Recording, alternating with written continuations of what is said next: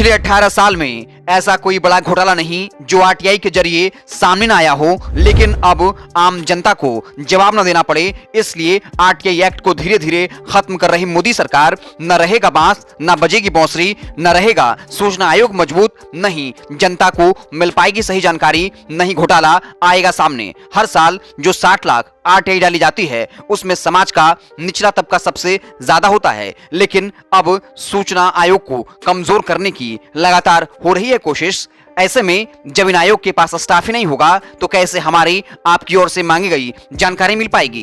पिछले 7-8 वर्षों में आरटीआई से जुड़ी संस्था सूचना आयोग में कई पदों पर है रिक्तियां, लाखों शिकायतें हैं पेंडिंग। शिकायतों के निवारण में 1 साल से अधिक का लग रहा समय। 2014 के बाद से ही केंद्र सरकार ने खुद सूचना आयुक्त का कार्यकाल खत्म होने पर नहीं की थी नियुक्ति। हमेशा जाना पड़ता है कोर्ट, जब लगती है लताड़ तब मोदी सरकार करती है नियुक्ति। इस बार वही हुआ, 1 महीने तक बिना मुख्य आयुक्त चल रहा था सूचना आयोग। जब सुप्रीम कोर्ट पहुंचा मामला, सरकार को लगी फटकार, तब जाकर मोदी सरकार ने की मुख्य आयुक्त की नियुक्ति। साल 2018 में प्रधानमंत्री मोदी ने दिल्ली के मुनरिका में सीआईसी मुख्यालय का उद्घाटन कर मजबूत नागरिक को बताया था लोकतंत्र की जान, पर आज सीआईसी का यही दफ्तर अपनी आधी से भी कम क्षमता में कर रहा है काम। आरटीआई यानी सूचना का अधिकार, जिसके बारे में मेनस्ट्रीम मीडिया में शायद बीते कई सालों में बात हुई हो, आम जनता की जानकारी पाने के इस अधिकार पर संकट छाया हुआ है। सूचना का अधिकार अधिनियम आया तो ऐसा लगा जैसे सरकारी दफ्तरों से भ्रष्टाचार, लाल फीताशाही, लेट लतीफी जैसी बुराइयां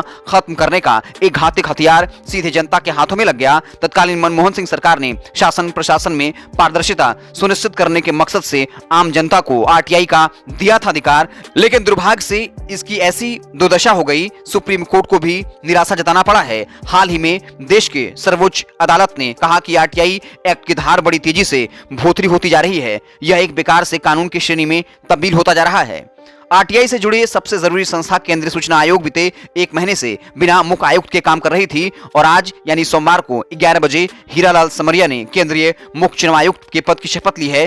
3 अक्टूबर 2023 को जब केंद्रीय सूचना आयोग के प्रमुख आयुक्त यशोवर्धन सिंह राठौर इस पद से रिटायर हुए, तब से ये पद खाली पड़ा था। इतना ही नहीं, 6 नवंबर को केंद्रीय सूचना आयोग के 4 अन्य आयुक्त रिटायर हो रहे हैं। सूचना आयोग में 1 मुख्य सूचना आयुक्त और 10 सूचना आयुक्त होते हैं, यानी कुल 11 लोगों का स्टाफ होता है। सूचना आयोग होता क्या है?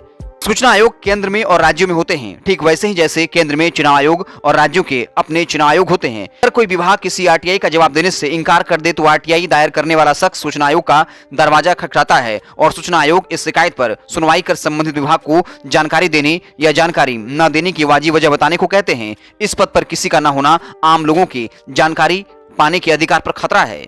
जानी मानी आरटीआई कार्यकर्ता अंजलि भारद्वाज की संस्था सतर्क नागरिक संगठन ने इस साल अक्टूबर में आरटीआई सूचना आयोग के संकट पर एक रिपोर्ट जारी की है। इस रिपोर्ट में सामने आया कि लाखों की संख्या में शिकायतें आयोगों के पास पड़ी हुई है और कई आयोग काम नहीं कर रहे। अंजलि भारद्वाज कहती हैं, बीते 7 से 8 सालों में आरटीआई को कमजोर करने की लगातार कोशिश की गई। साल 2014 के बाद ऐसा कभी नहीं हुआ कि केंद्र सरकार ने खुद सूचना आयुक्त का कार्यकाल खत्म होने पर नियुक्ति में देर करती हो। हमेशा कोर्ट का दरवाजा खटखटाना पड़ता है। सरकारें कभी नहीं चाहती कि आम लोग उनसे सवाल पूछें, मंत्रियों के बारे में जानकारी जानें, इसलिए संस्था को लगातार कमजोर किया जा रहा है।